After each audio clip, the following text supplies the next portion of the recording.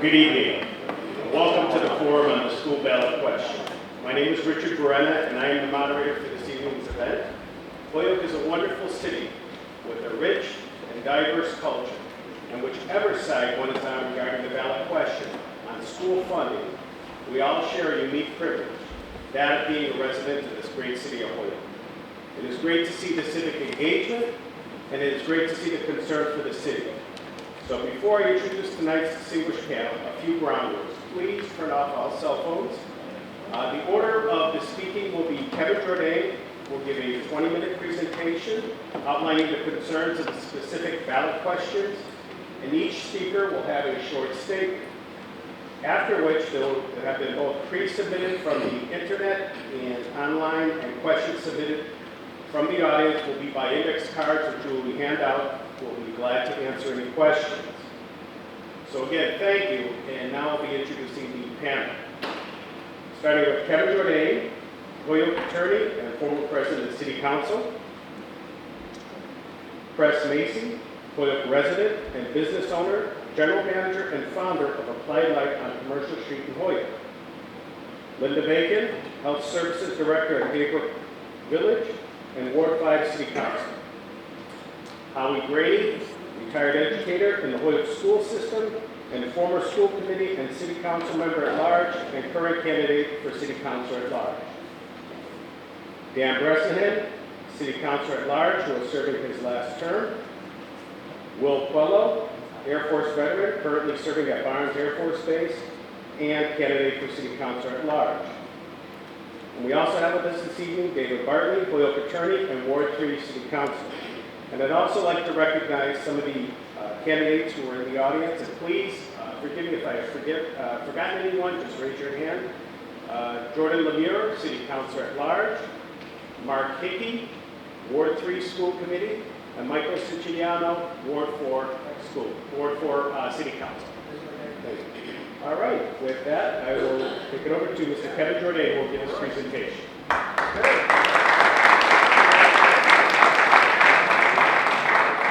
Well, like Frank Sinatra would say, let's get on with the show, right? So, first of all, I'd just like to thank Rich. I'd like to thank all the panelists for coming on out tonight, and to thank you, our wonderful audience, for coming out to listen. That there is, believe it or not, like in most things in life, there's two sides to every story. You're about to hear, as Paul Harvey would say, the rest of the story, okay? And so we start here. I have my wife on the slides tonight, so thank you, Sherry.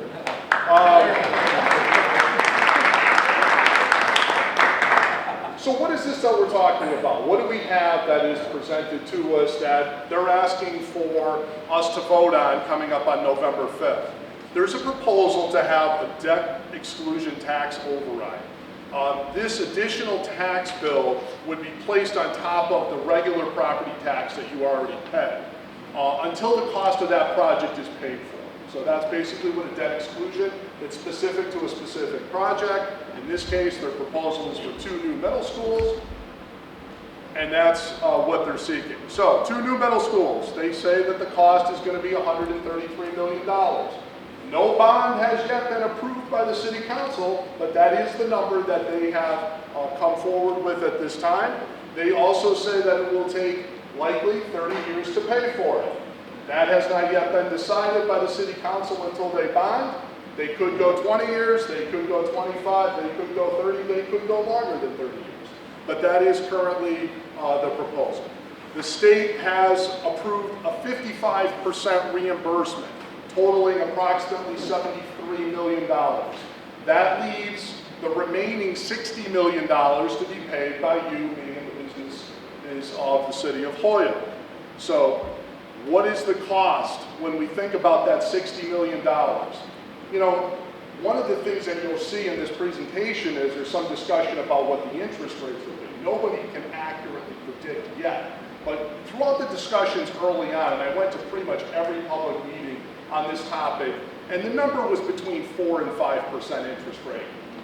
It won't be clear until about 3 years from now, if this were to pass, what those bond rates would be. So I just picked the middle of that range that the city financial advisors had issued earlier that year. So $60 million at 4.5% interest would be $110 million. That's what you would have to pay over the next 30 years, $110 million. So what does that look like in terms of a tax rate? That would be a $1.27 increase on the residential tax rate. It would be $2.76 on the commercial tax rate. So for the average homeowner, that is a home, that is $200,000, that would cost you $254 a year. And for the average business, which is assessed at approximately $400,000, that would be $1,100 per year. Now for the average renter, we're thinking that this is going to be somewhere in the range of about $15 to $20 a month, based on the fact of, I think we can all appreciate that if the landlord gets the bill, guess who they pass it down to, right? So that is, we feel, is a very fair estimate as to the trickle down of that. And the Holyoke Mall, as the largest taxpayer in the city, they would have the biggest bill, $600,000 a year, on top of the already $8 million that they pay. And as you know, they've already publicly reported at numerous occasions, including a prior forum here, that that would be a real hardship on them to afford another $600,000 a year. And I think we all can agree that the retail market today is very fragile. So one of the big concerns that we have is the fact that we feel the question is not a very honest question. Right off the top, and never in the question itself that you'll be voting on, and in the next slide, you're going to see what the specific language is. Nowhere in the question that you are voting on do they ever tell you how much it's going to cost and for how long you're going to pay and how much it's going to specifically cost you, okay? So what we have described this is quite frankly, and until the city council bonds, and this is a very odd situation. Of course, as you know, I was on the city council for 24 years. I'm pretty familiar as the former president of how the city council operates. Almost always, whenever we have a project of this nature, it's the city council that bonds for the item. We approve some funding, and in this case, if they wanted to come forward, they should have said, we approve this for X amount, for X amount of period of time, subject to the public's approval. They chose not to do that. They're going to wait until after you vote. So they just get a blanket authorization. The other thing you should know about that is very concerning to me as a taxpayer is you approve yes, and that bond doesn't go through in December. You have the opportunity, they have the opportunity to come forward with future bond requests. That stands as an open authorization. It's like a line of credit, if you will. That project, if they keep the parameters of that project the same, that is, they stay with 2 middle schools, as you have approved here, that's an open check for them to cash in your name down the road. So, obviously, we're very concerned that that is designed basically to trick voters, because if you just look at the question, Sherry, let's go to the next slide and show the people the question. This is the question itself. You tell me where it tells you how much it costs, how long it is, or how much it's, and for how long. Shall the city of Holyoke be allowed to exempt from the provisions of Prop 2.5, so-called, the amounts required to pay for the bonds issued in order to pay the costs of designing, constructing, furnishing, and equipping a new middle school of approximately 105,440 square feet, more or less, to be constructed on an open block bounded by Cabot, Chestnut, Hampshire, and Elm Streets, and a new middle school of 105,430 square feet, more or less, to be constructed on the site of the existing William R. Peck, located at 1916 Northampton Street, including payments of all costs incidental or related thereto. Does that say $133 million? Does that say 30 years? Does that tell you how much you have to pay? No, no, no. So, when the answer is no to all the questions, I would suggest to you, you vote no. Because if you don't know, and these people are asking for your money, and there is nothing that binds them in any way, and the city council has not established this, that right there is alone a reason not to vote for this. This was never the correct approach or style. There's also, by the way, no ballot summary, unlike normal ballot questions that come, that tell you materially what all the implications of your vote are. So some of the things that we want to go through with you tonight is why this is unaffordable for you. If you didn't already know that, which you will, you already know that yourselves, it just sounds so absurd, this amount of money. I think it's just by common sense. But when we think about unaffordable for you and unaffordable for our business community, and then we're going to talk about being unaffordable for the city overall. And we're going to touch on all of these different points. And we're also going to touch on the new one, the new gimmick that came out a couple of weeks ago, what we have labeled as the October surprise. Miraculously, we've been talking about this proposal for months. Oh, we have new information. We have new gifts from the school department. They're going to cut all the costs in half. Don't worry, taxpayers. We need a vote. Give us your vote. Next slide, please. Okay. Let's think about this for a minute. When we think about affordability and where we stand as a taxes, there's been some that say, just do it for the kids. You're not paying a lot of taxes. What's the problem? And here's the problem. Holyoke is already at the tax levy ceiling. Did you know that there's only 7 communities in all of Massachusetts? There's 351 towns and cities in Massachusetts, by the way. Only 7 of which are at the levy ceiling. That is, they can't tax you anymore if they wanted to. Okay, that's what levy ceiling means. That if they tried to tax you more, they couldn't. That's why they can't ask for a traditional tax override, because the law precludes them from asking from a traditional tax override. That's why they have to do the debt exclusion, because it can circumvent that. And then you get the fuzzy ballot question. Here's what's happened to your tax levy. The tax levy of the city of Holyoke in 1999 was $28.6 million. 10 years later, it went to $44 million. Today, it's $54 million. Your taxes in the last 20 years have doubled. Doubled. Are you paying your fair share? I'd say you're paying your fair share. I want you to find the community in Massachusetts that can say that their taxes have gone up almost 100% in 20 years. Let me give you a sense of how big of an increase that is. We all know, some of you probably know better than I, the history of our great community.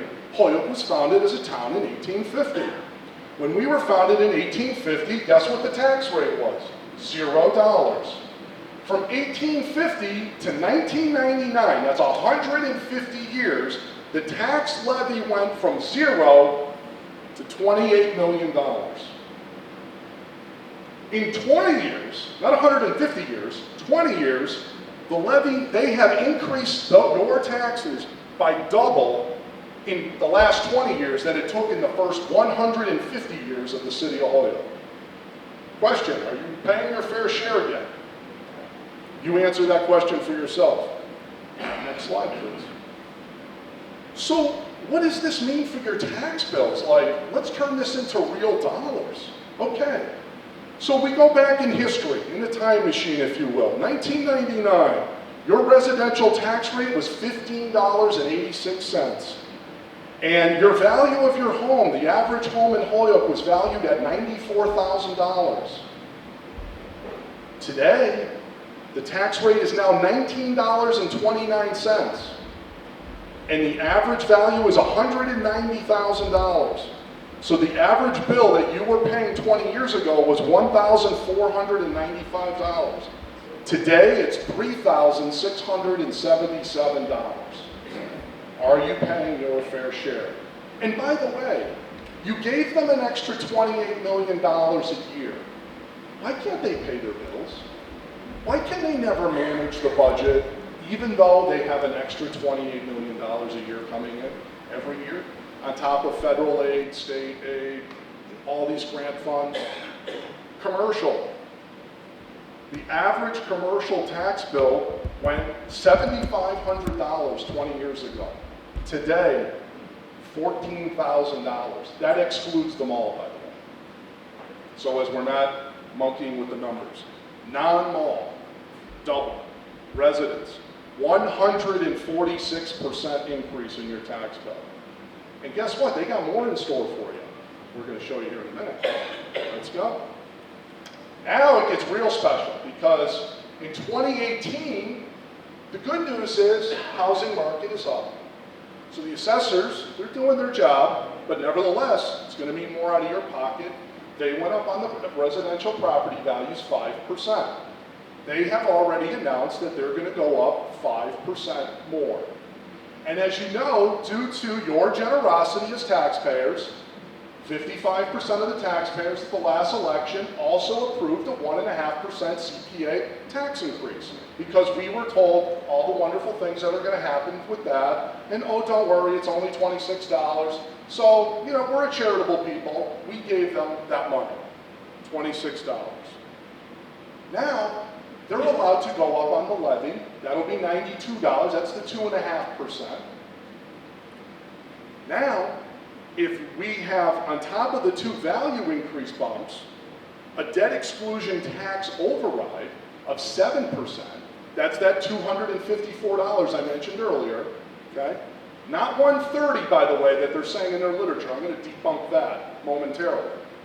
$254, your average bill, if this debt exclusion on the average home, will go to $4,200, okay? That's 18.5% to 20% over the last 2 years. Is that enough? Is that fair? Is that only $130? You know? Next slide, please. So, when we think about Holyoke, and we think about our community, the fabric of our community, we're pretty good, hardworking, industrious people. We do everything we can to take care of our families and to make this a better place to live. But life as it is not easy for a lot of our residents. And we have a low per capita income. We have a lot of seniors who are living on Social Security and otherwise, okay?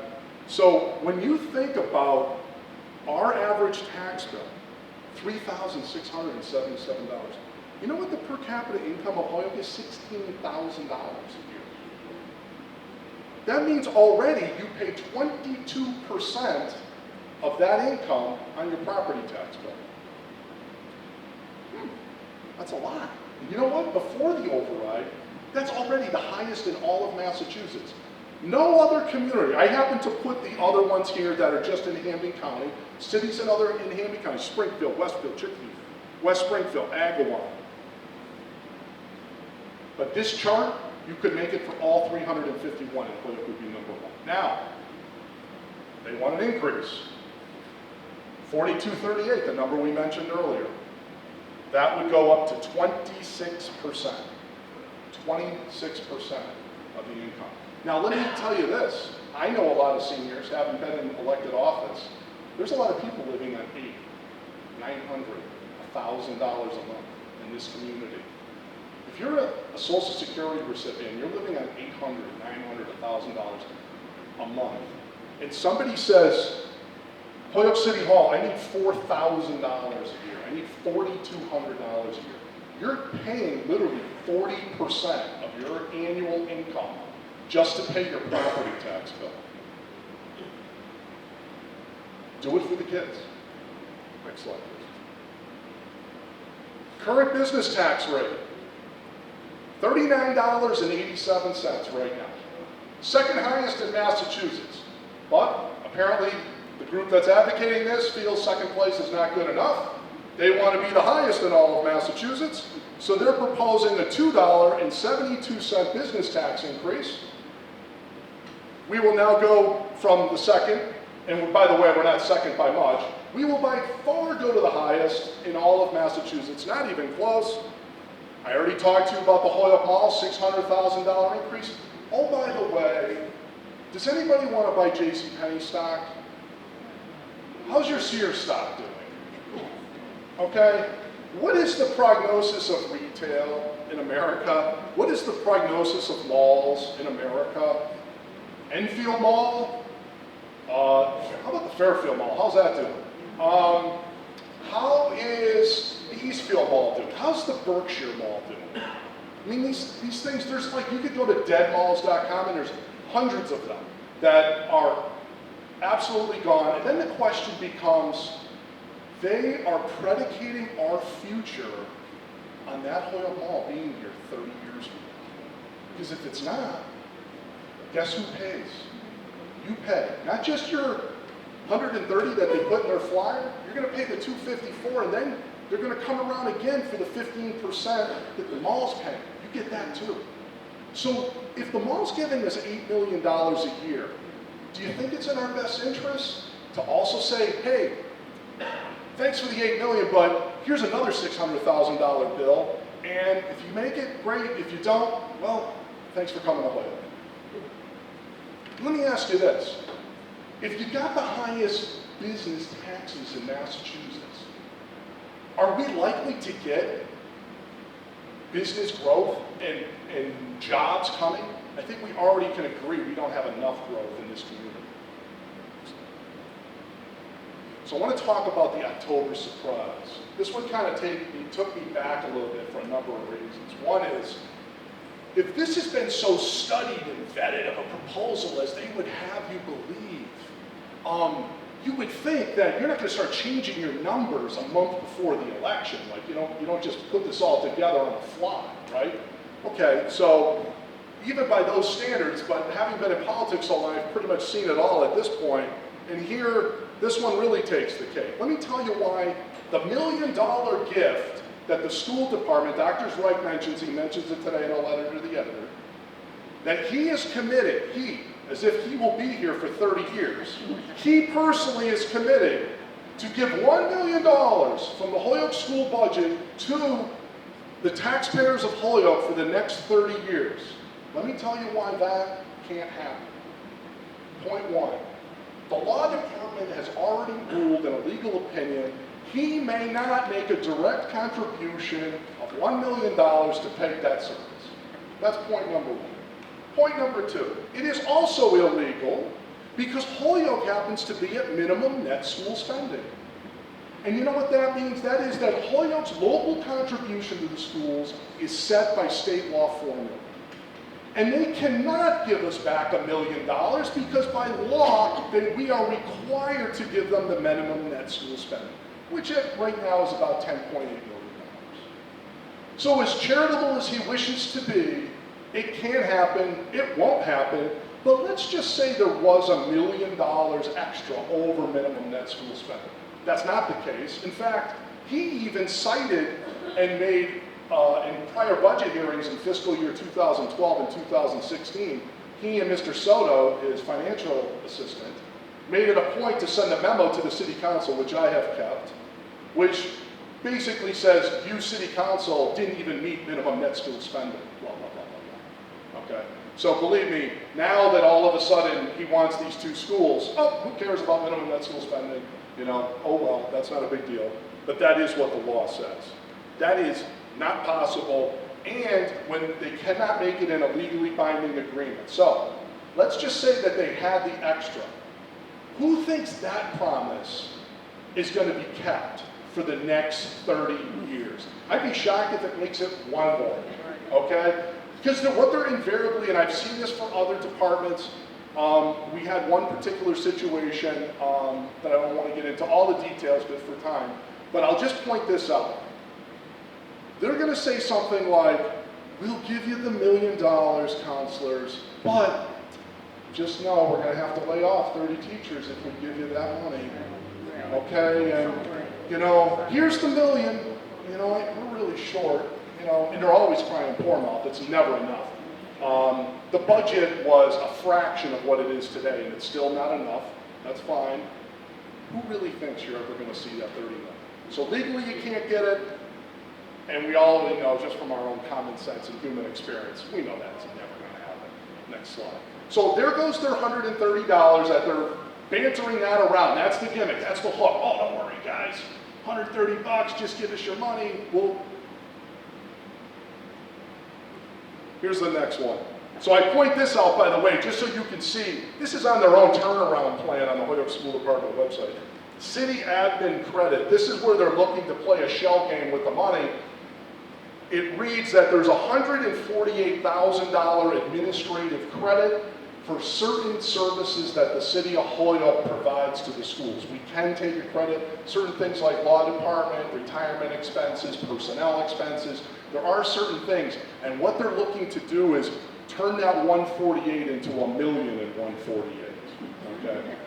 State of Massachusetts DOE will see through that all day long, okay? I mean, someone's gonna drop the dime on that, in my opinion. So that shell game isn't gonna work. That if City Council's doing its due diligence, that would not work. Okay, next slide. Second part. Oh, yes, people of Holyoke, we've just come to the decision that we're gonna cut all the interest rate assumptions from our original proposal. I know we said it was 4 to 5%, but you know, we have come up with a consultant and they have decided that we could probably do this on 2.5 to 3. So we're going to immediately guarantee 2.5 to 3% interest on these, even though their own consultant says, going to read real small down in the fine print, but of course I blow it up for your convenience. Morse's own consultant says in fine print, these projections are fluid and cannot predict future interest rates. Don't believe me, believe your lying eyes.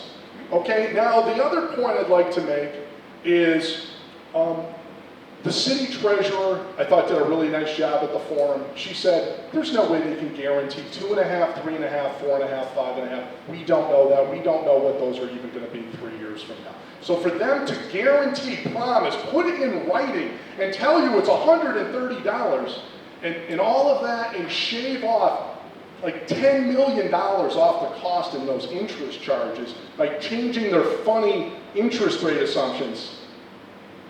No way. No way. Don't buy into that one. Excellent. Holyoke. Unaffordable for Holyoke. No question about it.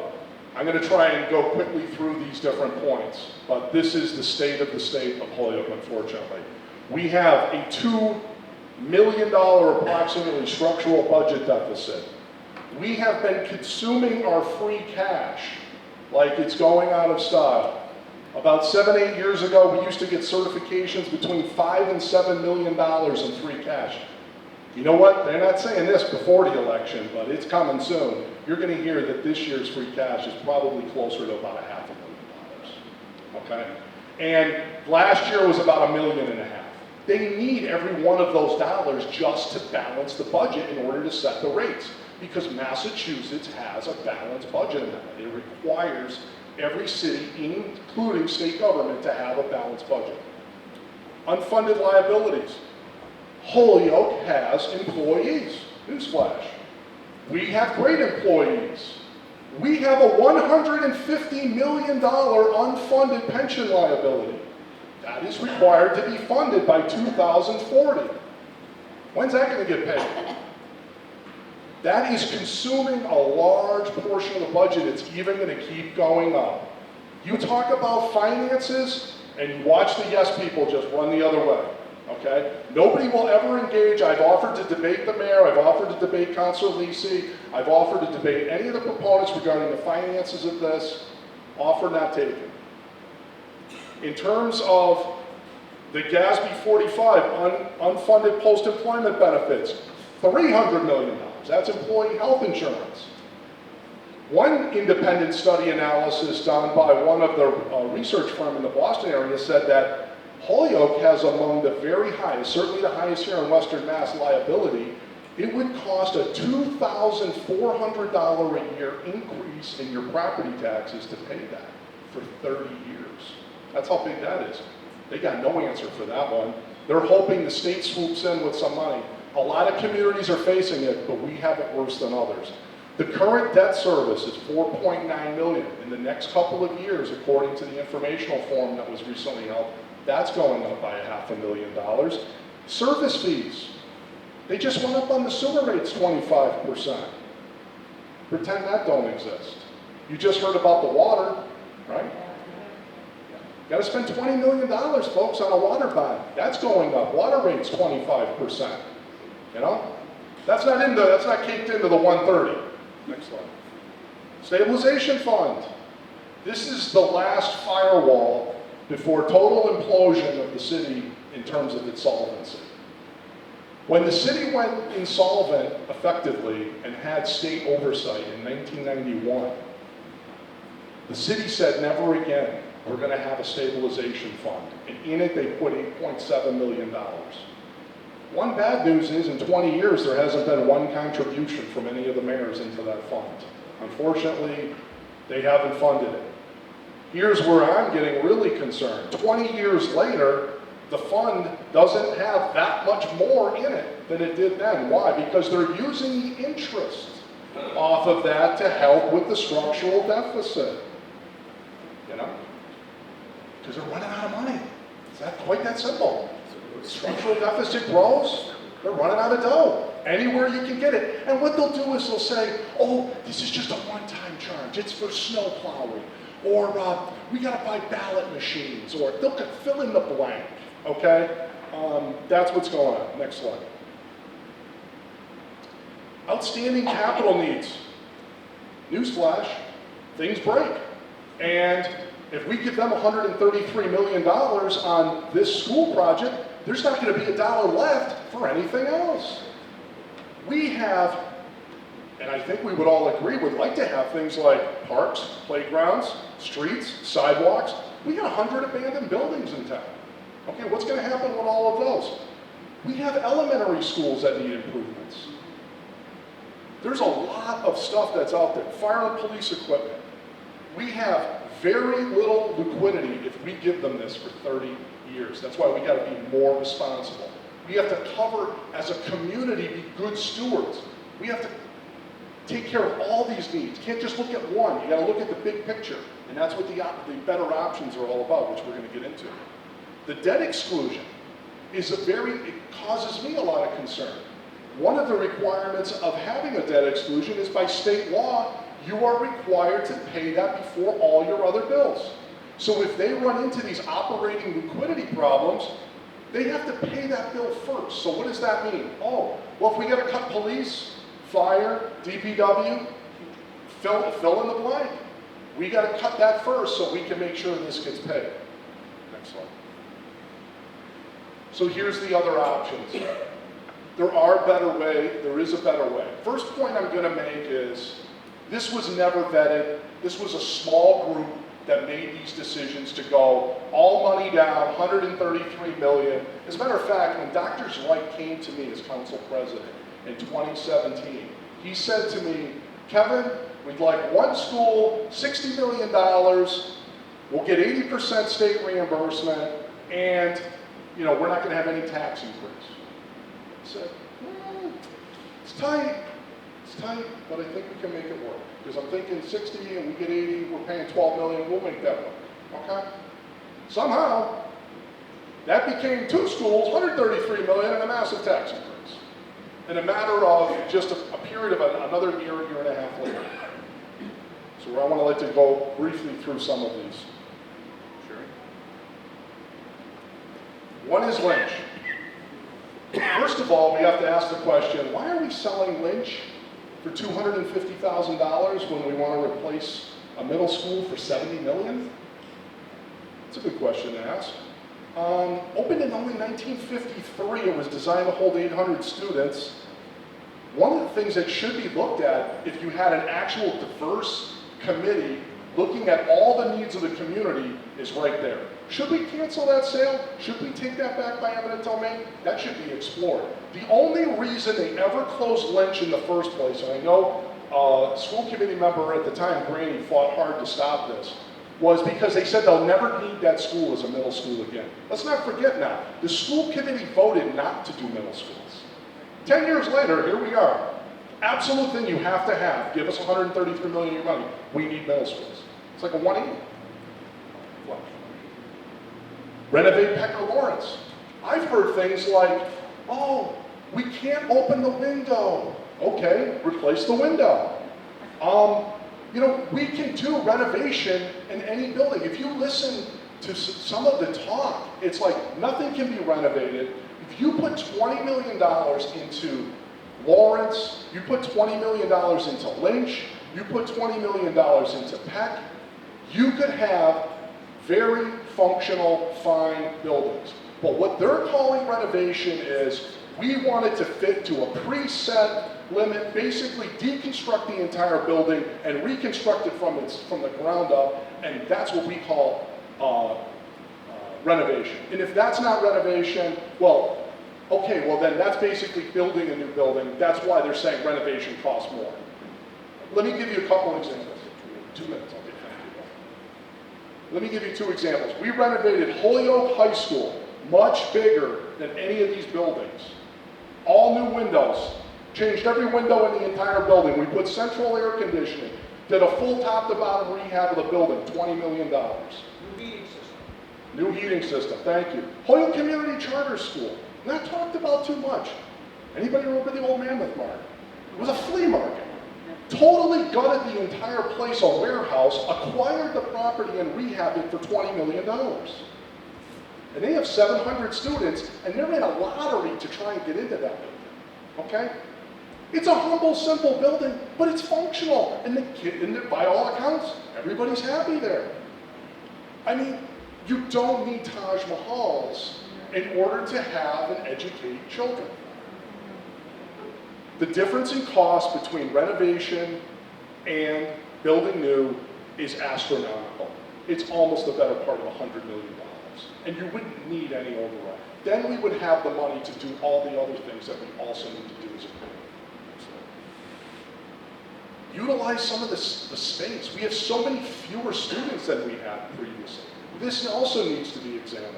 We had 7,700 kids in 1993. We only have 5,300 today. Bottom line is, we should also consider, does a middle school only need to be 7th and 8th grade? If that's the case, then only 640 students are currently in the 7th and 8th grade. That would mean 1 school, not 2 schools, 1 school. Build 1 school. Whether it's 700 students or 1,100 students. You could have 1 school. 1 school costs $77 million, approximately. That's $70 million. That would be also a huge savings. And we have a lot of schools that also have accommodated that size. Holyoke High School was built for 2,000 students in 1964. So this notion that we would never put 1,100 students in the same building is unheard of. Other communities have done that. We have done that. Thank you, Kevin. All right. I'm just going to wrap up here on this one last point on the 80%, please. The other part is, I want to just close on this one point about the 80%. We are not getting the 80% because the cost of the proposal has way exceeded what the state allows on a per square foot basis, which is $333. If we were able to control costs and go back and present an option, we would get a much better reimbursement, not 60% over what the state allows. That is costing alone $30 million to be added to the project. So I encourage everybody to go to betterforholyoke.com, get more information, listen to both sides. By all means, I'm glad you had an opportunity to hear about this side and offer you a different perspective than you might be hearing. We don't have a taxpayer-funded megaphone of the city's email and the mayor and the Dr. Reich and all of that. But I'm really thankful that we have a great panel here tonight to answer your questions and look forward to everybody getting out to vote. If you feel that the no vote is the right vote, then I hope you will vote accordingly and come out and support it. Thank you very much.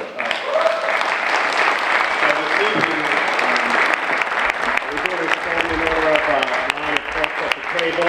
We will give a brief presentation. So I already did the introductions, but before I go any further, I just want to say, keep in your minds and memories and thoughts and prayers. Bill Rogowski from the Holyoke Mall would have been here this evening, but his mother recently passed away, so he could not be here this evening. So I already introduced Pres Macy as a business owner. So Pres Macy. Thank you, Rich. You can do either or. Make sure it's on. It's on Green's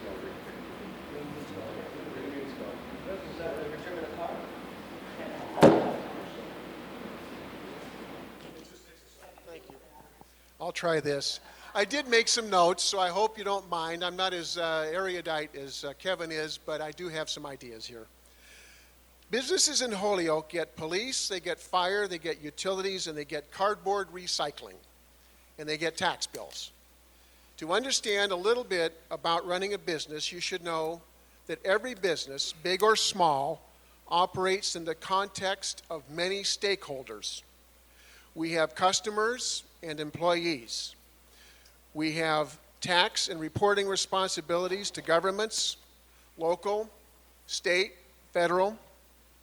We have vendors and utilities who we buy from, and we have obligations to the business itself and to our families.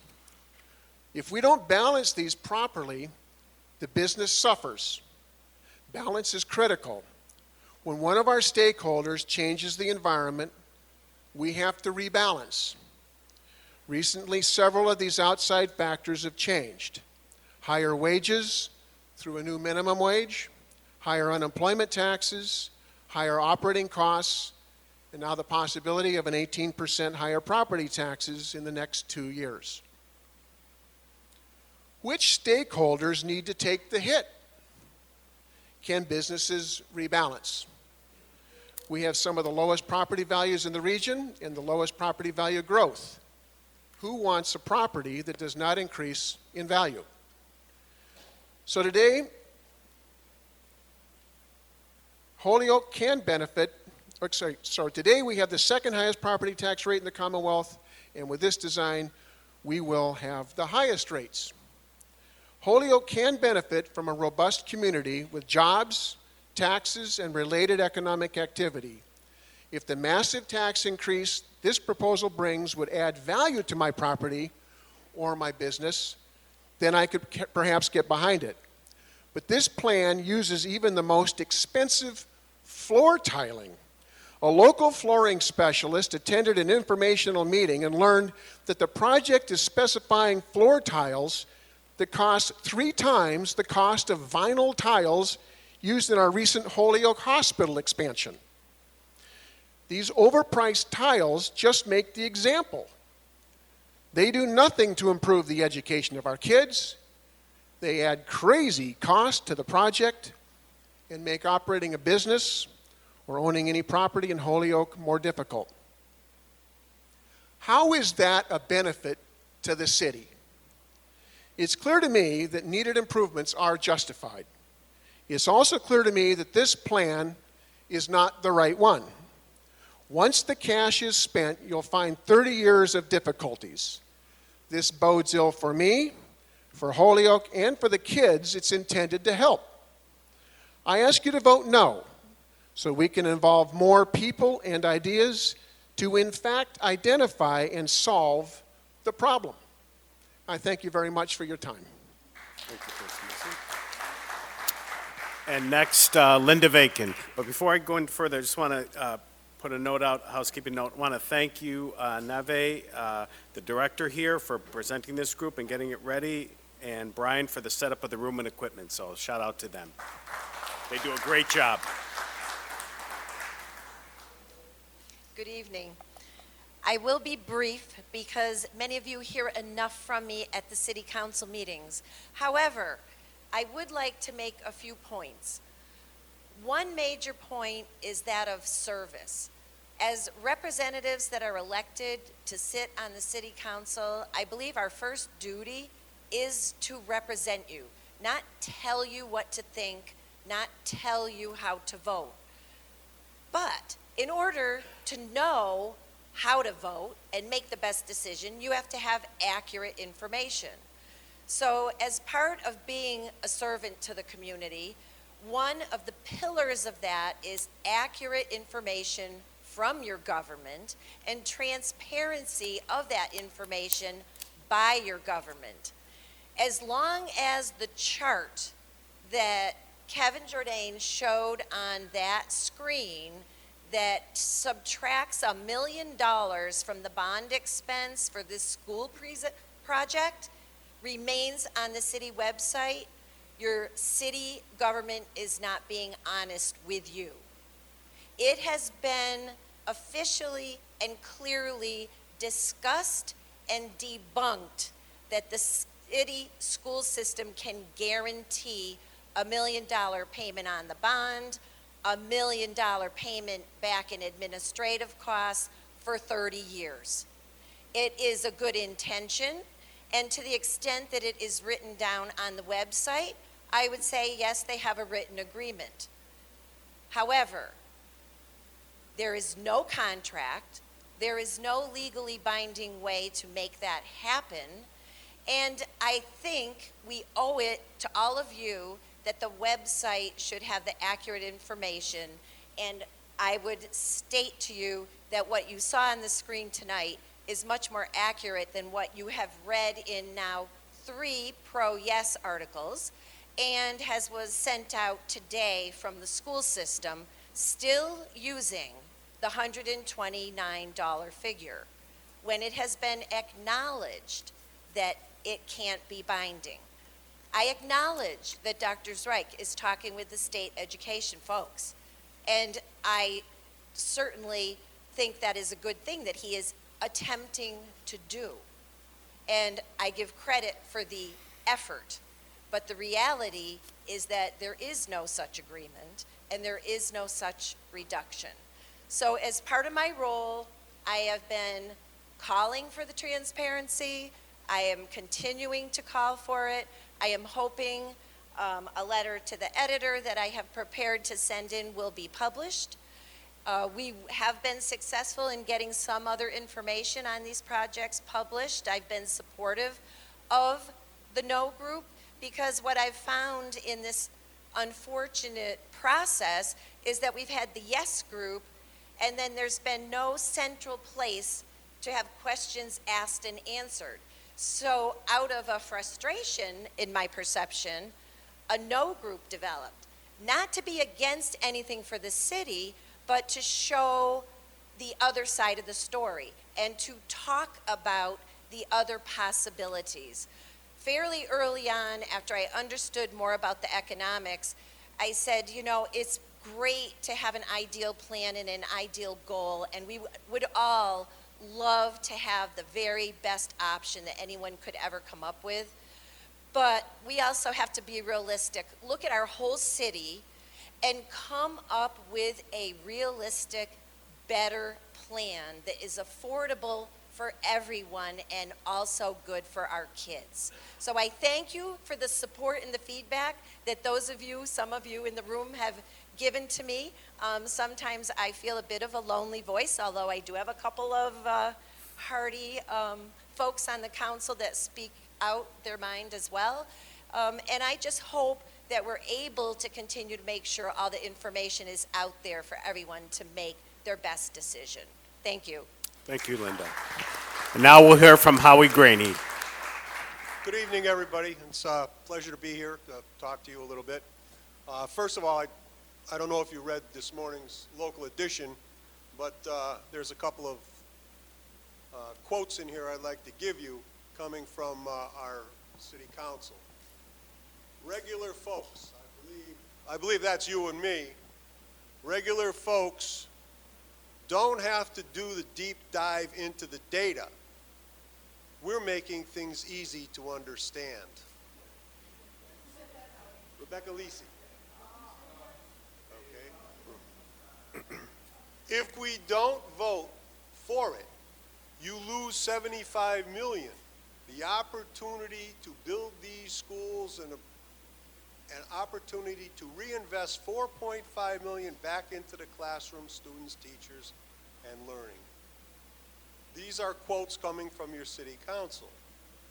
Another quote coming from a gentleman, a Mr. Moriarty.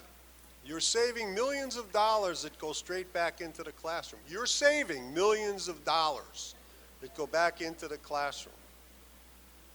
Down to pre-kindergarten. We can get kids on the right footing early on in buildings where we can focus specifically on their age-appropriate education. My question to that is, why aren't we doing that now? Because we have done it for many, many years in the Holyoke Public Schools, because I spent 35 years there working with some of you and some of your children, and I know the quality of education that they received in the schools, and it was excellent. Lynch School. I have a series of clips from the time I was on the school committee where I said, we're going to need Lynch School to house our children. It was built in 1953. The building is solid. I jumped through hoops for 6 years trying to preserve that building. It has everything available to the young people in Holyoke, including a print shop, a woodworking shop, a music auditorium, gymnasium, cafeteria, library, et cetera, classrooms. I said, not only would that be a good institution for our children if it was rehabbed, it could also house the school department offices that we were spending $250,000 a year on Suffolk Street in rent and getting nothing in return. And it could also house the warehouse, a separate building on Main Street that taxpayers are paying for, once again, to move that to the Lynch School with an inner courtyard, with a loading dock, and all the facilities that you needed for a school.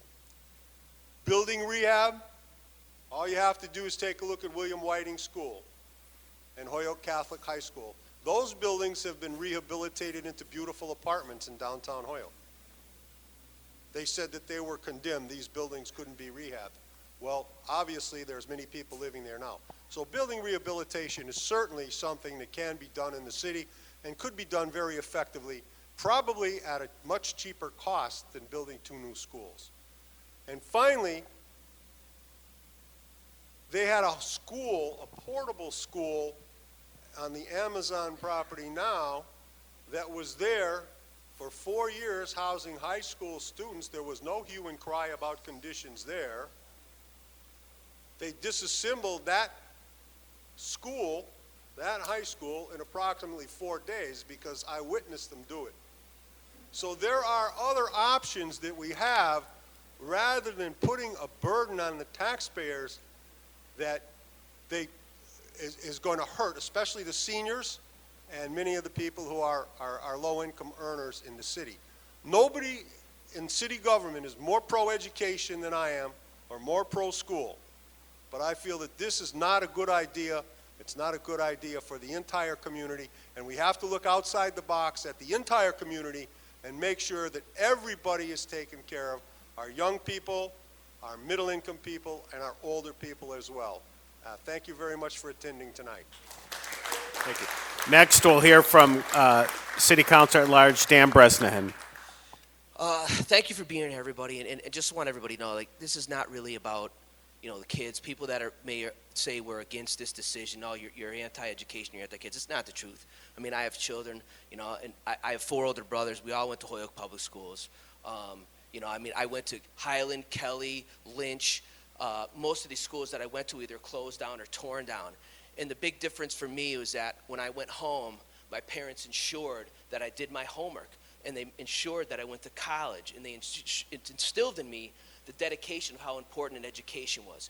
We could build Harvard right next door to us. And you know what? Unfortunately and sadly, it's not going to really change the dynamics of the school systems.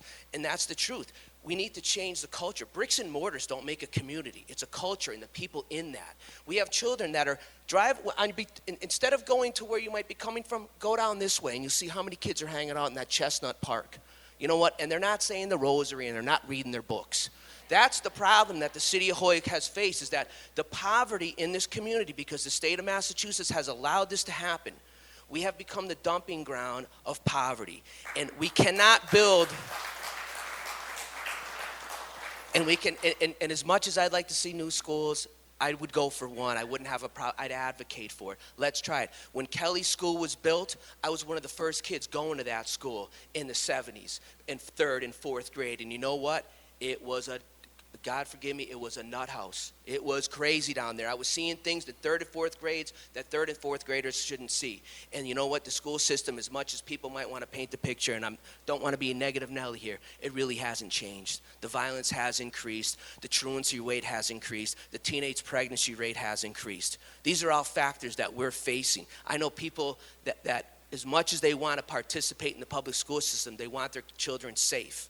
And they want their children to go to school where they're going to get a good education. But most importantly, they need to go home where they're getting that education reinforced. If they're not getting the qualities of education that our teachers are giving them in the schools and they're not getting them at home, that's problem number 1. And you know what? Building any school will not change that. There's no school that's going to change where these kids are going home to. Our option would be to tear down all the buildings down in all the blocks and apartments and build brand new buildings. And maybe that might change the dynamics of the city of Holyoke. And I'll finish up with a couple of things. It's funny how people read articles and everybody takes something different out of it. A quote here from Councilor Lisi: the state reimburses schools up to 80% of eligible construction costs. Holyoke's reimbursement rate is close to 60. So instead of the Yes to Invest group saying, let's vote for a tax increase, let's get some of our representatives down in Boston, get us the 80% that this city of Holyoke deserves. We've done enough for the state of Massachusetts, harboring the poor, harboring the sick, to having every single social justice program you have in the city, and we welcome them with open arms. And you're gonna gyp us and give us 60%? Stick it in your hat, as far as I'm concerned. Another quote: based on the average home valuation of $190,000, taxpayers would see an increase of $130, whatever it could be. Don't mug me. They said the same thing about the CPA. It's only going to be $130. It's only going to be $24. You don't know what my checkbook looks like. You don't know the bills I have. You don't know what I'm making as a person and trying to make a living. How dare you assume that you can come into my wallet and take the money that I'm busting my backside to bring home and support my family? It's not right. It's absolutely not right. You can't just assume. There's no guarantees. You can't just say it's only going to be this, it's only going to be that. Because you know what? If my mother's house wasn't paid for, we'd have to sell it, so she'd have to go somewhere because she can't afford it. She's living on Social Security. She doesn't have a pension. My father's she's living off my father's Social Security. End of story. 88 years old, living in a house, getting by, paying over $4,000 a year in taxes, and she's living off Social Security. How do you think she feels about it? And she has no children in the public school system. She put 5 of them through there and made sure 3 of us got through college. The other 2 are goofballs, but that's another story. And finally, and the last couple things I want to say is that, my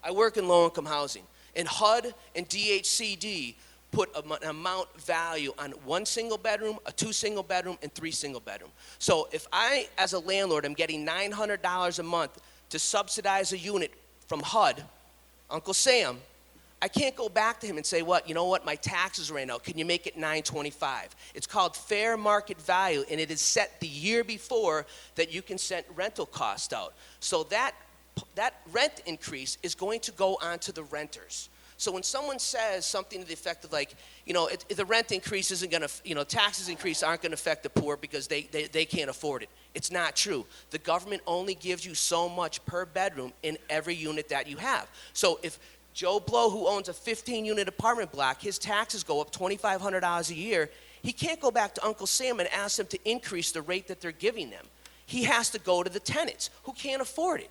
So, that's another problem. And finally, I get the last comment is we're putting kids in buildings that aren't safe. I should be a millionaire. I should have sued the school department years ago. They were ripping out asbestos out of the building. At Lynch, when I was there, we had a woodworking shop, a printing shop, Jimmy Barrett, Wally, great people. And the bottom line is that if I don't get that love and reinforcement of education at home, after 8 hours of getting that at school, it's lost. And again, they could put any A1, Division I, Ivy League college anywhere, and if the children in Holyoke are not getting books read to them before they go to bed at nighttime, they're not getting tucked in, they're not getting loved, they're not getting exposed to how important it is to be successful in life and be a taxpayer and get a job and go to college. This is going to cost us money that we just aren't going to have. And unfortunately, because the state's already got a grab onto us, you know what's going to be next for us? A financial receivership. Thank you very much for coming. Support everybody. At a side note, it's been an honor. I was a city council for 8 years for the city of Holyoke and a health director for 10. It's been an honor, working for the city. It's been an honor serving the city, and I love the city, and I'm just happy to be here. And let's just do the right thing, folks, okay? Thanks. Thank you, Dan. Now we'll hear from Will Puello.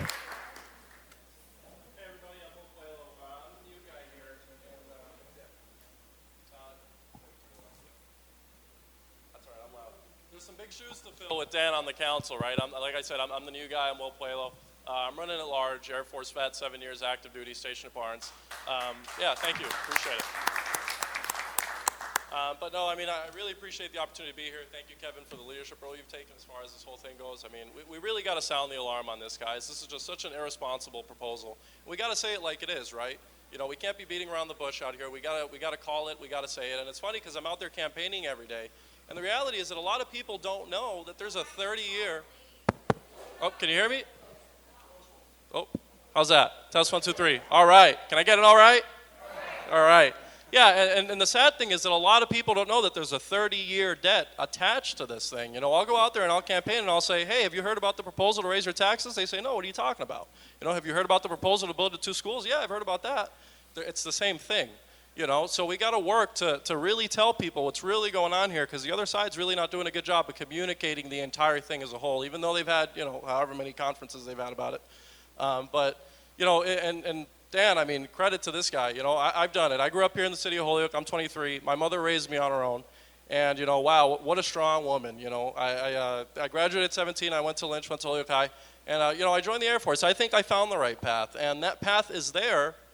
It's there for our children. It's there for everybody to go out and take. We just have to push them in the right direction. And 2 buildings are not going to do that. It's the shell. You know, just he hit the nail on the head. You know, what's going on at home? What's going on in the environment? You know, the shootings we just had out here. I mean, what's going on in Holyoke, right?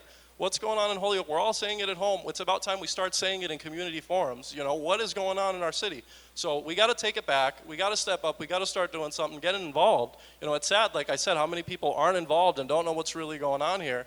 And, you know, that's exactly what I want to advocate for. So I'm not going to take too much time. And I'm surrounded by very knowledgeable people, a lot of experience up here. And, you know, I look forward to talking to everybody. Thank you. Next is David Bartley.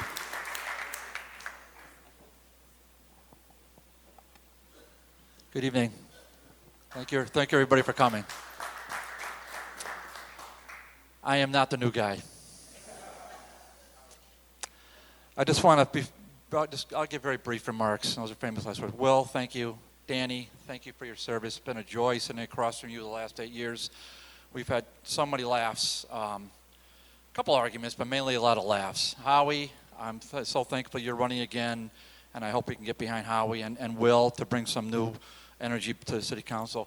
Linda, my friend who sits next to me to my left, it's just been a joy to get to know her and her husband over these last 8 years. Mr. Macy, thank you for being here. Just a wonderful gentleman. I'm going to say a bit about Mr. Macy in a minute. Mr. Berrena, thank you for all you're doing for Holyoke, and especially to my friend, Kevin Jourdain. What he's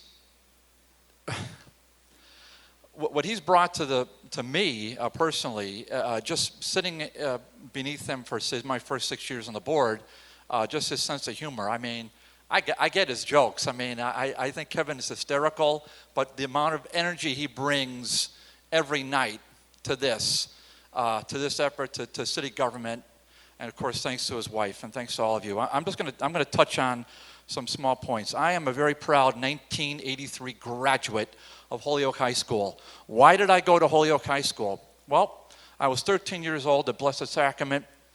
Mom and Dad both came out of parochial school. My brother and sister ultimately went to parochial school. One person approached me. Her name is Ethel Wilson, God rest her soul, and she convinced me to go to Holyoke High School. 13, I was still the same height, and I was about 60 pounds lighter than I am now, so if you can imagine that. And I made it, and I survived. Now, why did I make it there?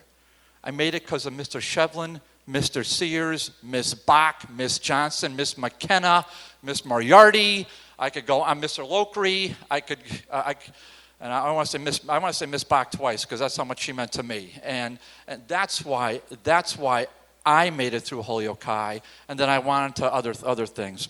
I'm going to touch on a couple things. Just follow up from what Kevin said. How did we get here? There's a 24-person building committee. Did you know this? Did any of you know this committee existed? Well, it did exist. It did exist. A 24-person committee of Holyoke and Holyoke-affiliated people. Do you want to know how many people on that committee were from the private sector? One. 1. Do you want to know how many were City Hall insiders? So in other words, they had they worked for city government, or they worked or they worked for the building, the school committee. 21. Sorry, 15. And the remainder of the 24. This is my favorite part. And they're voting on this. They're voting at 2 schools. 3 were architects. 1 was a consultant. And 2 of the 24 members were from the construction company, Fontaine Brothers. Let me ask you, if you were working for Fontaine Brothers and you had a chance to make $500 a square foot, where do you think you were going to vote on this? But you probably didn't know that. You know who else didn't know this? The mayor of the city of Holyoke. Because you know how many meetings he went to for that building committee? There were 21 meetings. This is all public record. Do you want to guess how many meetings he went to? That's a documented. It's a documented agenda. He went to 0. He did not attend 1 meeting. But I'm the mean city councilor. But that's all right. Lynch School. I just want to touch on Lynch School for a minute. We had the opportunity as city officials, and Rich, if I have to pipe down, just tell me. We had the opportunity to, because your question is legitimate. Why not Lynch School? I indicated I was a graduate of Blessed Sacrament. I didn't go to public school till 9th grade in 1979. I had a chance to walk in Lynch School for the first time in my life in December of 2017. What a building. What an amazing building. So Danny indicated that, Howie indicated that. Rock solid. At the time we were told, Mr. Moriarty, whom I respect, he said the word, the rehab costs were absurd. That's what he said in the paper today. Do you want to know what the rehab costs were to remove the asbestos? And I believed at the time, $1 million. Now when I heard that, I said, Mike, you're right, $1 million. We at City Council, now I'm an elected official, we were not advised this was a 2-school model. This building committee came together in 2016. We had the tour in December of 17. Not told between 2016 and when I toured it in December 17 that we were looking at the 2-school model. Not once was that presented in any communication, oral or written, to the City Council. Fast forward to the summer of 18, Kevin indicated, we, the committee I chair, we voted zealously to convey the building out to a private developer. Why? Because there was no communication to us that was the plan. Never once said, never once written, doesn't exist. So your questions are legitimate. Why not Lynch School? We didn't know. I mean, we're elected officials. We did not know. The first time we knew of anything is when they walked into City Council in the fall of 18. This is months after we conveyed out the building. First time we knew we were going to this 2-school model. Never once conveyed, never told me. There's nothing written, nothing oral. Rich, do I have a sec? Okay. Just real quick, then we're going to get to questions. I'll go one last thing. Boy, there's so many. I would love to touch on a few, but the $1 million. This is, Kevin hit the highlights of it, but the $1 million. Now this planning we said going for 2016, never once has $1 million been mentioned until the last 60 days. The last 60 days. Now think about that. And they're asking you to pay taxes on this. So the receiver is making a promise, and I'm using air quotes here, for $1 million. Where's the revenue source for the $1 million? It doesn't exist. There is no revenue source. Kevin touched on the legal, there's no basis in law. In fact, we can't do it. That department can't do it. Prohibited by state law from doing it. Prohibited. But yet the receiver has told me he's in consultation with the Department of Education. I believe him, but I don't believe the $1 million. Now, where is he getting the $1 million? Where is he getting it? From purported savings on energy costs. So he's saying these are savings costs of $4.5 million. If we build these 2 new schools, we're going to save $4.5 million. Out of that $4.5 million, we, the HPS, Holyoke Public Schools, are going to give the city side of the government $1 million out of these savings. These savings that we don't know if they're true or they're not true. There's no way. And on top of that, here's how I'm really doubting it.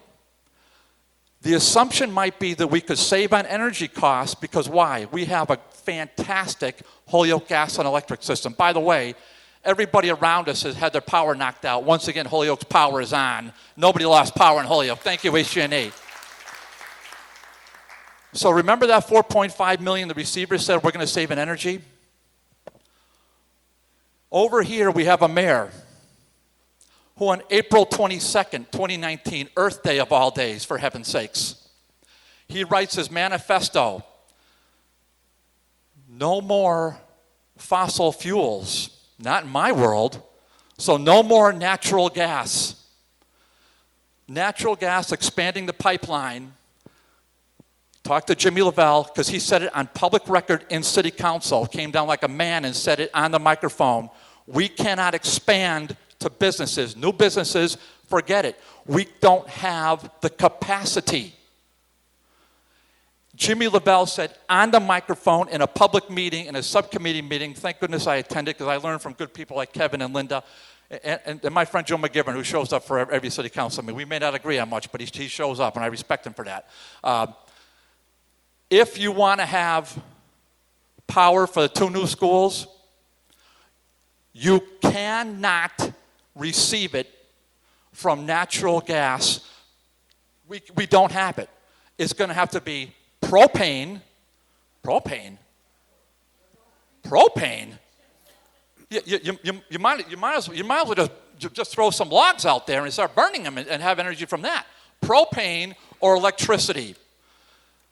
Two bigger abusers. There are no 2 bigger abusers of the environment than that. But that's what the mayor did. That's the conundrum that we're in. May I just have one last aside? Last one. Last aside.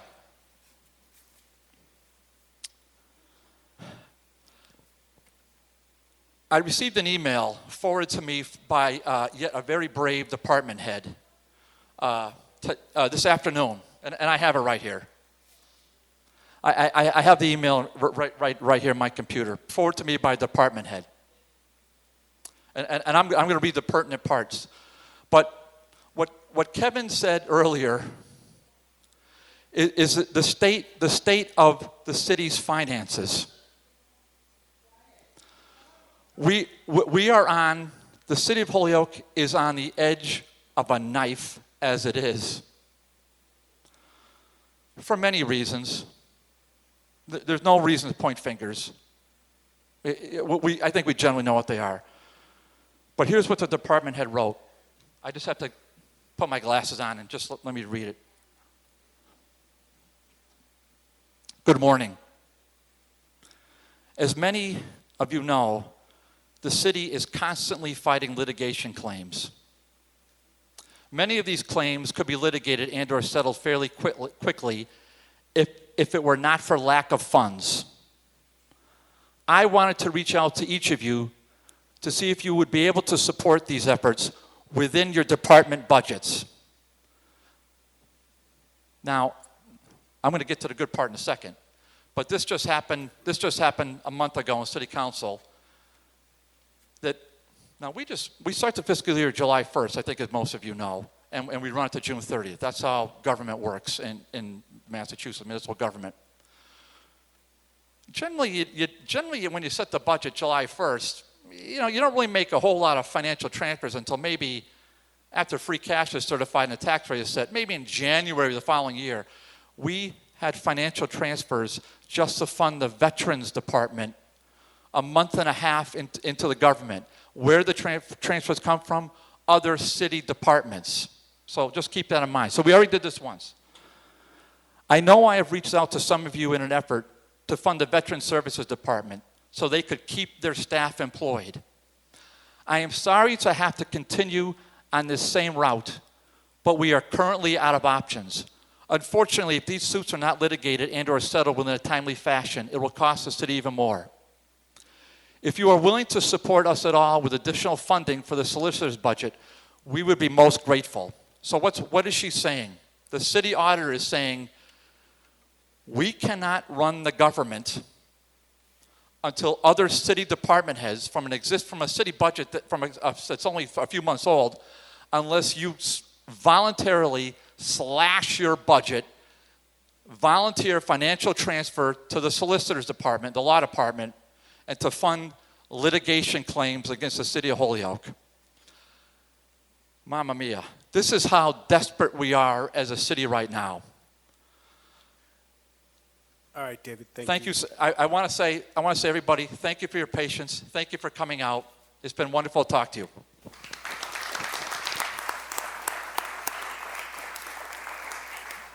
So we asked earlier folks to write down some questions, and hopefully everybody did.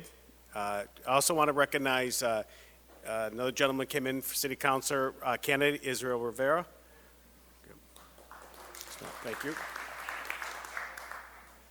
And also Devin Sheehan from the school committee. I think it's Dr. Zreich as well, correct? Yep, Dr. Zreich as well. All right. So, Steve, if you could bring up questions. Anybody have any? Or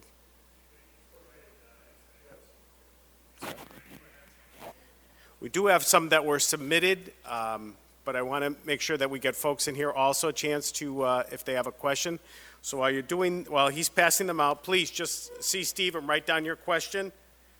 So one of the questions we got were, I hope I'm reading this correctly, when will the bonds be secured, and do you have any information on the current rates? So that can be to anyone who wants to take a stab at that. Again, when will the bonds be secured, and do you have any information on the current rates? So at the initial forum in this very building, our treasurer shared with us that as the project moves forward, short-term bans would be entered into, and at the completion of the project, the long-term bond would be entered into.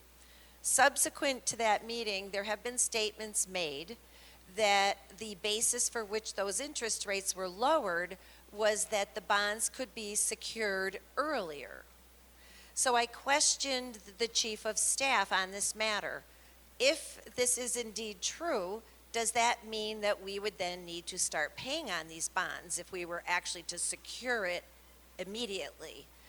And so he was going to get back to me on that, and I understood there was going to be a clarification issued, but in the latest publication by folks supporting it, they indicated that it would be 3 years out.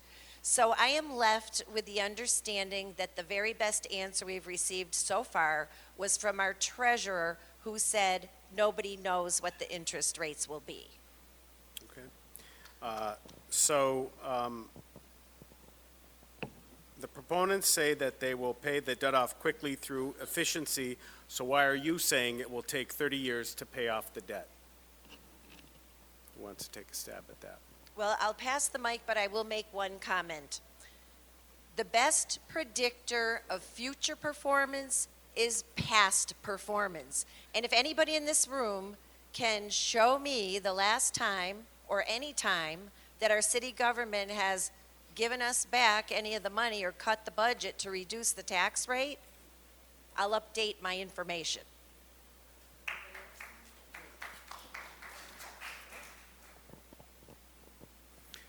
How can you expect students to learn in schools which are old and not up to date?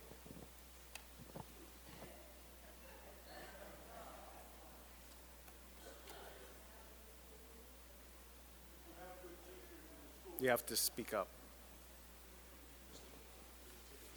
If you have good teachers in the schools, good administrators in the schools, and if you have parental participation in the educational process, the children will learn, regardless of the structure.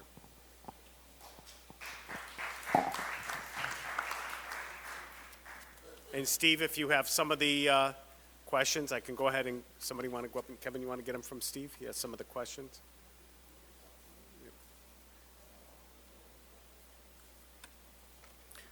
So we're waiting for that. It says, the proponents say it will only cost around $100 a year in new taxes. That doesn't seem like much to have two schools. That does not seem like a high price to pay for two schools.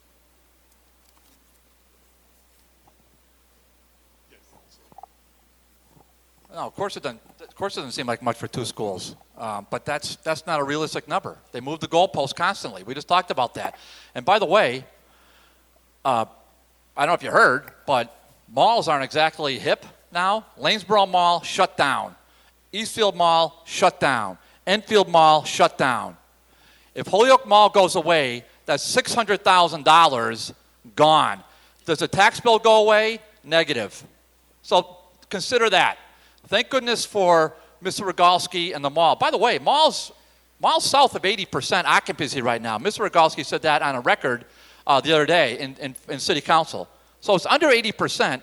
If it comes in with the proposed movie theater that Chairman Vacon supported an order for that, that's going to boost the occupancy to, and this is 50,000 square feet that they're taking on. That'll boost the occupancy to 81%. So there's still 19%. 19% of that mall is vacant. If that goes down the tubes, that $600,000 tax bill gets dispersed throughout the city. So just consider that. Thank you.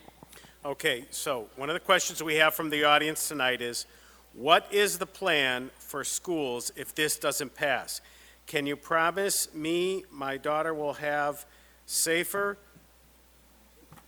let's get my glasses, sometimes with the handwriting, so apologize for that, safer, healthier schools so I can keep her here in the public school system because I can't afford the alternatives? So again, the question is, what is the plan for the schools if this doesn't pass?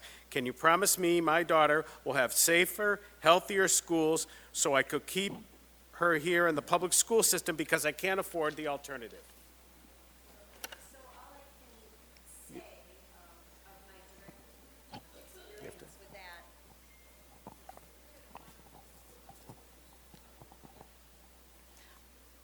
that. At one of our public meetings, I asked that very question. What if this question doesn't pass? What will be done? And the answer that I received, to the best of my recollection, is that the statement was that we will continue to move and proceed to the middle school model. And then later in other discussions, you know, and there were some discussions about where would the children go during construction and the various work that would be done. At least one of the options was the dean's school that would be used for some of the students, at least on the temporary basis. And that kind of just got me thinking, well, that might be an option if we need to look at other options in the future. And personally, I went to elementary school, 1st grade through 6th grade, and then junior high was 7th and 8th, and then to high school. And, you know, I think that's another possibility, too, of renovating, keeping our children in safe and improved environments. And I do think there's a variety of options out there, but I did hear a commitment to continue to move back to that model. Perhaps my takeaway would have been that it might be more incremental in nature. Okay, so this one is May I make directed to... a quick comment? The schools are important as a structure in a place for the learning to be facilitated. The learning itself is not the school. And one of the school proposals on Chestnut begs the question, where will the kids go when they're not in the classroom? Do they have a place to play, a place to run around? Or will they be walking over to the high school fields to play over there? So your question about safety, I think, is very reasonable. But you have to look at safety in terms of, are they going to be safe if they're traveling around town to get exercise or to participate in after-school sports? Has that been provided for? The Lynch option, it's clear what that's going to be. The Peck option, if it was remodeled, they have those fields there. I think that in fact safety might be improved by going with some of the options we've talked about tonight. And this one, Dan, is to address. Dan, is I don't think anybody on this panel would oppose a feasibility study looking into one new school with 80% reimbursement from the state, which is what just about every school system in the state gets. I'd certainly be an advocate for the building of one building, see how that goes, the enrollment, et cetera, and work from that premise. I don't think we would have too much objection for that. okay. And okay, so Dan, this one's addressed to you. Can you clarify your statement, kids out in the park? The reason is they are not doing anything because it falls on the parents. Parents who can't read at night because of working are considered worse parents?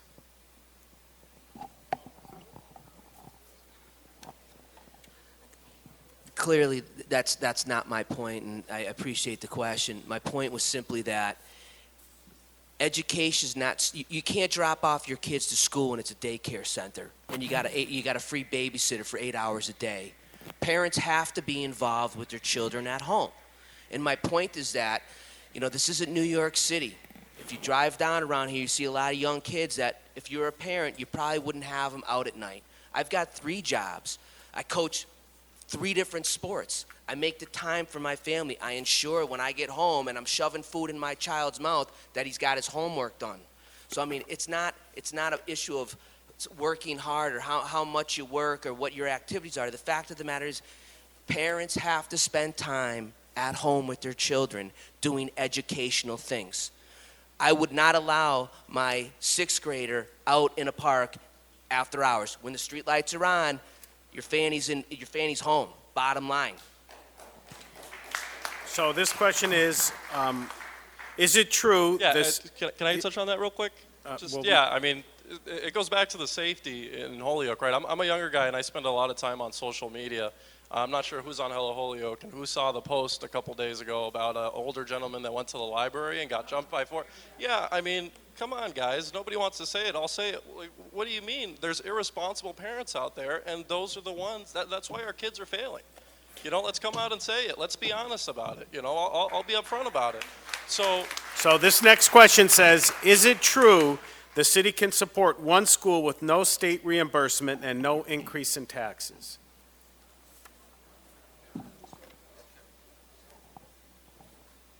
We need state reimbursement for anything that we're going to do. The point that was made earlier is we have state-run schools.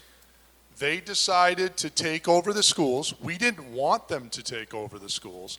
They wanted to take over the schools.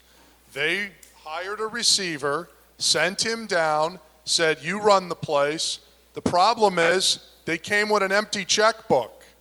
And they thought that they were going to fix everything on a hope and a prayer. That didn't work out. So now they've come down, and the grand solution that apparently evaded all of us all this time was we needed the state to come down and tell us that we're cheap and we don't want to spend $133 million, that was the solution the whole time to the problem in the schools. So I think what we can all take away from the one school proposal or the 2 school proposal is the state needs to put the money where their mouth is, and they need to support Holyoke for once.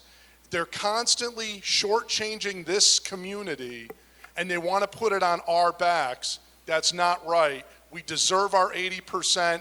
And then, yes, if we did a $60 million school, as was, by the way, the original proposal, and we had to pay $12 million, we could do that with current money that we have amortized over 30 years.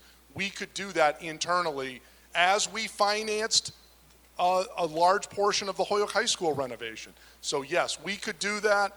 There would be no need for a tax increase if the state gave us the 80% and we had a one school choice. And then, and this other question is directed to the schools, and how is the progress going on the $1 million? I guess I'm assuming it's the progress going on the $1 million payment from the school committee or the school department. The progress? Well, that promise will be, is a new development. Again, we have labeled it the October surprise. And the November surprise is when the promise goes away right after the election.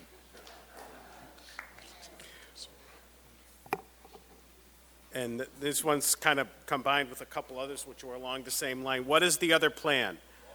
What is the other plan? When do you plan on working on a better plan? So if instead of the two schools, what is the better plan? What is your plan? What is the alternative? I think you want to go through, I mean, we can gather, I think we talked about the process in terms of if this is defeated, how do we get to the next option? You want to tackle that, or? Okay. All right. Councilor Vacon?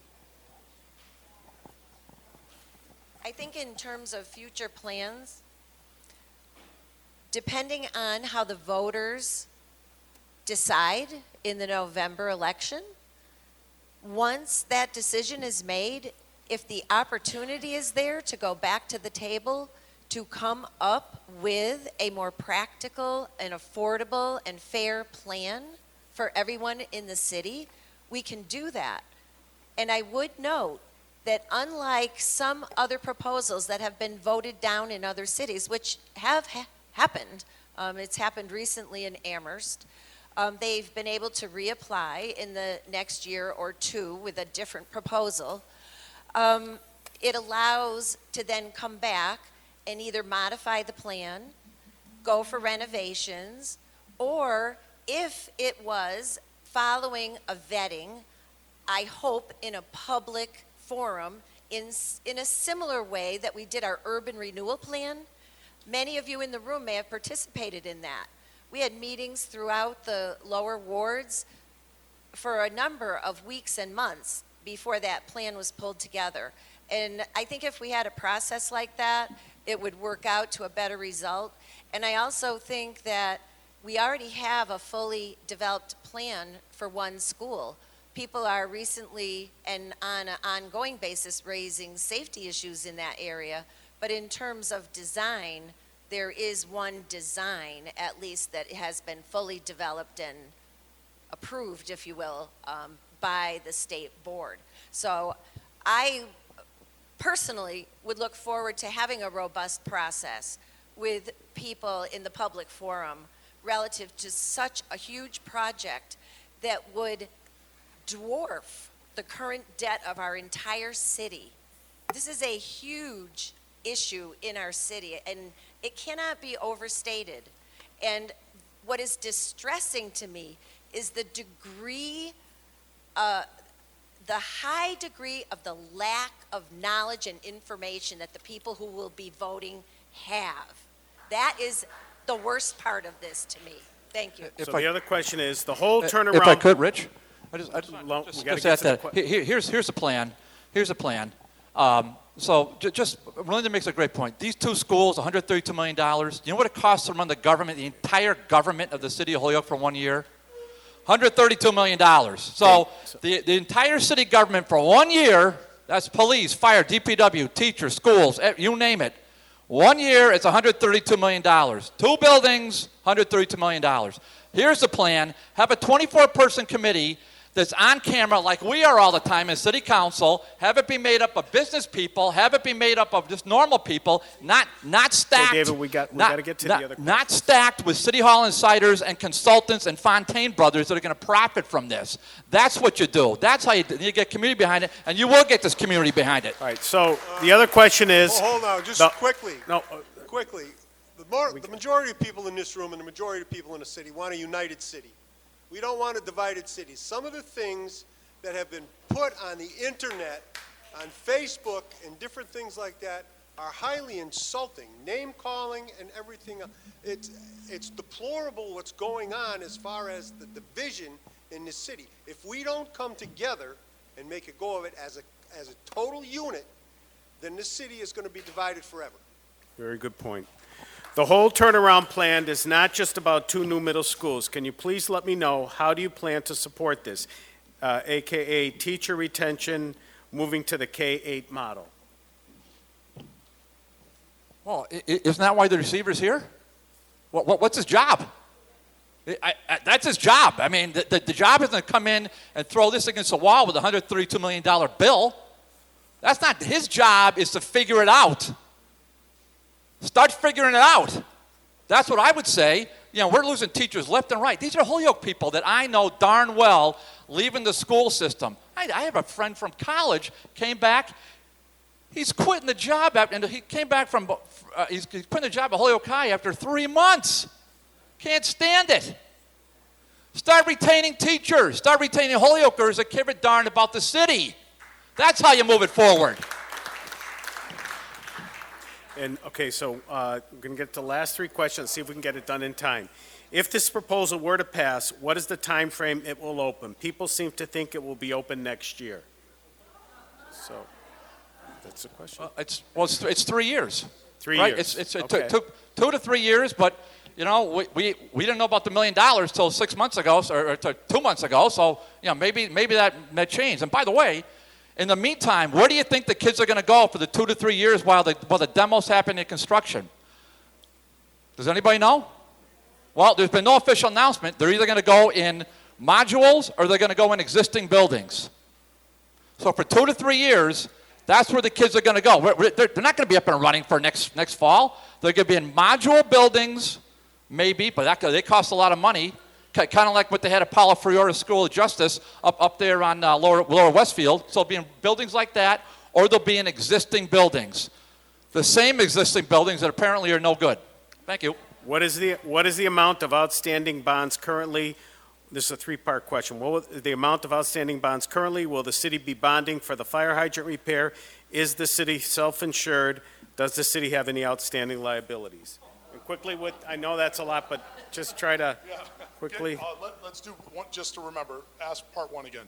Okay. What's What is the outstanding- amount of outstanding bonds currently?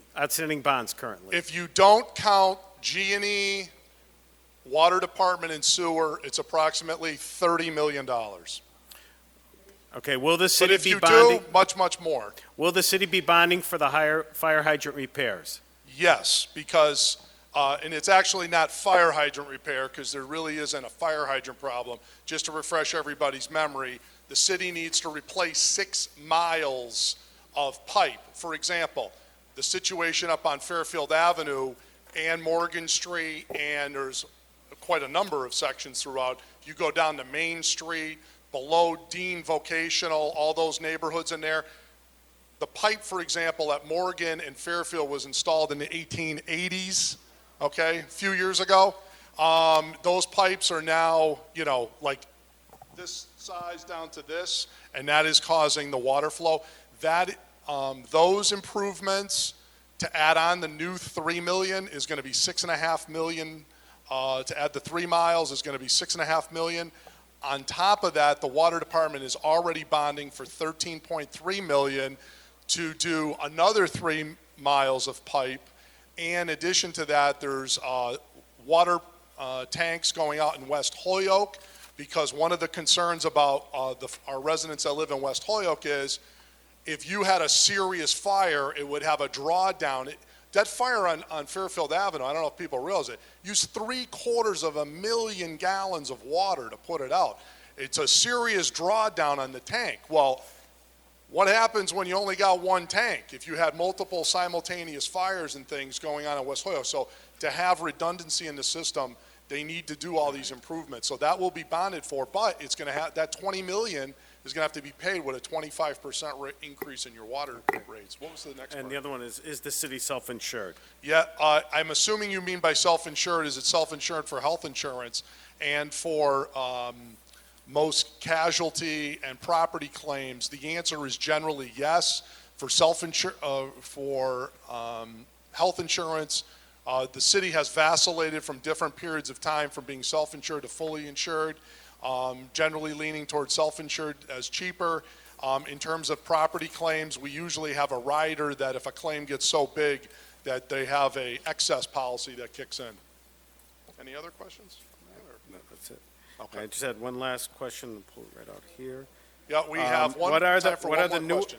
go ahead, go ahead. You have time for one more. What are the newest buildings for a school built? Isn't Peck one of the newer buildings older than Holyoke High?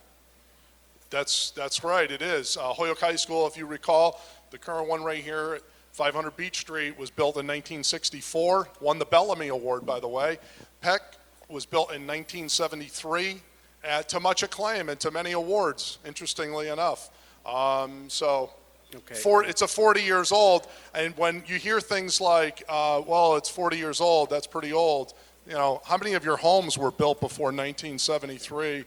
Or City Hall was built in 1876, so just give you Time for one last one. Dean Tech was built in 1989. This is, David, this one is for you, Councilor Bartley. All the building committee meetings were open to the public and posted. Why did you not attend? Why did I not attend? Well, let me say this. If anybody questions my commitment to the city of Holyoke as a full-time, I'm a full-time lawyer. I have two elderly parents whom I care for. I chair a committee that's a very active committee, meets monthly. I'm a vice chair of the ordinance committee, meets twice a month, on top of 2 city council meetings every month. I'm a pretty vocal person, so I think I pretty well study a lot of the issues. If I don't have time to go to meetings, I apologize for that. But let me ask you this: they may have been posted, but if anybody's looking at the TAC board outside the clerk's office, it ain't me. So nobody bothered to send me an email. Nobody bothered notifying me on it. I started learning about this just like almost everybody else on the city council, November, December 2018, after we conveyed Lynch out, after the ship had already sailed for the 2 new schools. And by the way, if I had shown up, 24 people there already got their minds made up. Most of them are invested. A lot of them are getting a paycheck out of it. A quarter of them are getting a healthy paycheck out of it. Fontaine Brothers, $500 a square foot.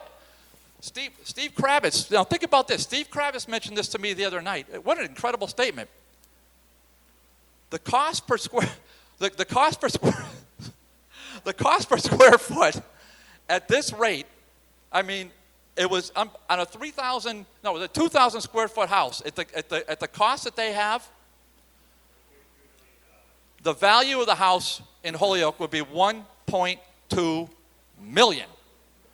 This is what is being, just think about that. The cost of the square footage for these 2 schools, put that in terms of a 2,000 square foot house, $1.2 million. But Fontaine Brothers can't save anything. Pinnock can't save anything. The architects, the consultants can't save anything. $1.2 million. Thank Good you. luck. Okay, so interest of time, folks, it will be, they have to close here at 8:30. I want to thank each and every one of you for showing up on time and being here and being in here. Whichever side you're on, I appreciate the civic involvement because that's what this is about. So now you're getting the facts. Now is your duty to go out there and vote when it comes in November. So again, thank you all for showing up. Really appreciate it.